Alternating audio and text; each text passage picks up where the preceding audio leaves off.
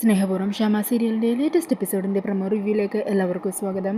അങ്ങനെ വരുൺ ഓഫീസിലേക്ക് പൊയ്ക്കൊണ്ടിരിക്കുകയാണ് കേട്ടോ.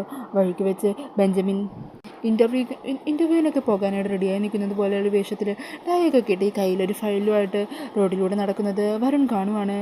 വരുൺ അങ്ങനെ പെട്ടെന്ന് തന്നെ കാർ നിർത്തുവാണ് കേട്ടോ. ഈ സമയം ബെഞ്ചമിൻ്റെ മുമ്പിലേക്ക് മറ്റൊരു കാർ വന്ന് നിൽക്കുന്നുണ്ട്. കാറിൽ നിന്നും ഒരു ബിസിനസ്മാനും അയാളുടെ 2-3 സ്റ്റാഫും ഇറങ്ങി വരുന്നുണ്ട് കേട്ടോ. അങ്ങനെ ആ ഒരു ബിസിനസ്സുകാരൻ ബെഞ്ചമിനോട് സംസാരിക്കുവാണ്. അയാൾ ബെഞ്ചമിനെ വഴക്ക് പറയുന്നുണ്ട്. ഇതൊക്കെ അവിടെ കാറിൻ്റെ അവിടെ നിന്ന് വരുൺ ശ്രദ്ധിക്കുവാണ്.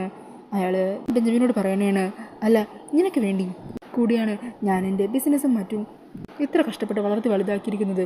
എന്നാലോ നീ അതിലൊന്നും ഇൻട്രസ്റ്റ് കാണിക്കാതെ കണ്ണീ കണ്ട തെരുവ് നായ്ക്കളെയും മറ്റും ശുശ്രൂഷിക്കാനും മറ്റുമായിട്ട് നടക്കുമല്ലേ. നീ ആരാടാ? യേശു ക്രിസ്തുവോ അതോ ശ്രീനാരായണ ഗുരുവോ അല്ലെങ്കിൽ മറ്റേതെങ്കിലും പുണ്യപുരുഷനോ? അന്നേരം ബെഞ്ചമിൻ പറയണേണ്, പപ്പയ്ക്ക് ഞാൻ എന്ത് പറഞ്ഞാലും പരിഹാസമാണ്.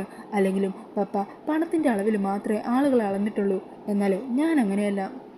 മനുഷ്യത്വത്തിൻ്റെ പേരിൽ ആൾക്കാരെ അളക്കാൻ പപ്പയെ കൊണ്ടാവില്ല, ഒരിക്കലും ആവില്ല. എന്നാൽ എനിക്കങ്ങനെ ആവാൻ പറ്റില്ല. എനിക്ക് എൻ്റേതായ രീതിയിൽ മുമ്പോട്ട് പോകാനാണ് ഇഷ്ടം. അതിന് പപ്പയുടെ വേണം ഒരിക്കലും ഞാൻ ഉപയോഗിച്ചിട്ടില്ലല്ലോ. ഞാൻ സ്വന്തമായിട്ട് ഓരോ തൊഴിലുകൾ ചെയ്ത് കഷ്ടപ്പെട്ട് തന്നെയാണ് എനിക്കിഷ്ടമുള്ള കാര്യങ്ങൾ ചെയ്യുന്നത്. അങ്ങനെ വരുണിനെ കാണിക്കാനായിട്ട് വരുണിൻ്റെ മുമ്പിൽ വളരെ മാസമായിട്ടുള്ളൊരു പെർഫോമൻസ് തന്നെയാണ് കേട്ടോ ബെഞ്ചമിൻ നടത്തുന്നത്. പിന്നീട് കാണിക്കുന്നത് മുത്തശ്ശിയോടും പ്രിയങ്കയോടും രാധികയും പത്മിനിയും ജയഭാരതി അമ്മയ്ക്ക് എത്രയും പെട്ടെന്ന് തന്നെ റെഡിയായി വരാൻ പറയുവാണ്. നമ്മളിപ്പോൾ തന്നെ പത്മിനി പറഞ്ഞ ആ ഡോക്ടറെ കാണാനായിട്ട് പോകുവാണ്.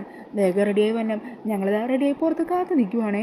അങ്ങനെ പറഞ്ഞ് അവർ 3 പേരും റെഡിയായിട്ട് ഗാർഡൻ്റെ അവിടെ വന്ന് കാത്തു നിൽക്കുവാണ്. ഈ സമയം പ്രിയങ്കയാണെങ്കിൽ ആകെ ടെൻഷനില്ല. മുത്തശ്ശി നമ്മുടെ കള്ളക്കളി എല്ലാം പൊളിഞ്ഞു, ഹോസ്പിറ്റലിലെത്തിയ അതോടെ തീരും.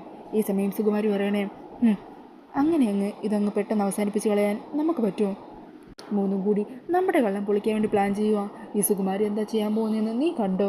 അങ്ങനെ പറഞ്ഞ് അവർ രണ്ടാളും റെഡിയാകുവാണ്.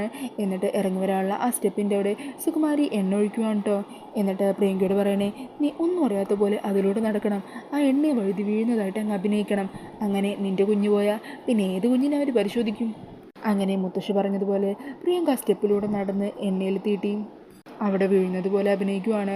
ഈ സമയം ഈ കാഴ്ച കണ്ട് രാധികയും ജയഭാരതി അമ്മയും പത്മിനിയൊക്കെ ഞെട്ടലോടുകൂടി അങ്ങോട്ടേക്ക് ഓടി വരുന്ന സീനൊക്കെയാണ് കേട്ടോ പ്രൊമോയിൽ കാണിക്കുന്നത്. അപ്പോൾ ഈ ഒരു പ്രൊമോ റിവ്യൂ ഇഷ്ടമായിട്ടുണ്ടെങ്കിൽ മറക്കാതെ വീഡിയോ ഒന്ന് ലൈക്ക് ചെയ്യണേ. ഇതുപോലുള്ള കൂടുതൽ റിവ്യൂസിനായിട്ട് ഈ ചാനലൊന്ന് സബ്സ്ക്രൈബ് ചെയ്തും കൂടി സപ്പോർട്ട് ചെയ്യണേ. താങ്ക്